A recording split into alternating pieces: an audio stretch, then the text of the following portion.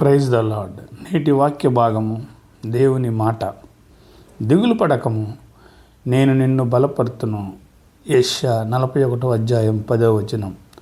దేవుడు మనలను ఏదైనా పని చేయటానికి పిలిచినప్పుడు మనకు తగినంత సామర్థ్యం ఉందా అని మనమే అంచనా వేసుకుంటూ ఉంటాం.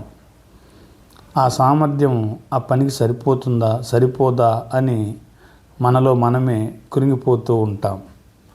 మన అవసరాలను అక్కర్లను ఆదుకుంటానని నేడు దేవుడు మనకు హామీ ఇస్తున్నాడు. దేవుని బలాన్ని మనం అంచనా కట్టలేం. ఆయన సర్వంతర్యామి, సమస్త సృష్టికి ఆధారమైనవాడు. ఆయన జ్ఞానానికి పరిధి లేదు. అదే దైవశక్తి. మన ప్రాణానికి ఆయనే రక్షకుడు. మన ఆరోగ్యము ఆయనే, మనకు ఆధారము ఆయనే.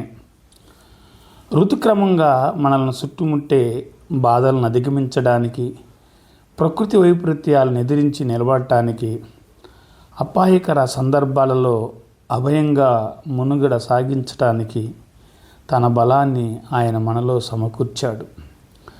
పిరికి వారికి ధైర్యాన్ని, బుద్ధిహీనులకు జ్ఞానాన్ని, మోగబోయిన వారికి స్వరాన్ని ప్రసాదిస్తాననే ఆశ్చర్యకరమైన హామీ ఆయన మనకిచ్చాడు. కాబట్టి మనం ముందుకు సాగిపోదాం. ప్రభువా, నీ వాక్యానుసారముగా మమ్మలను బలపరచుము.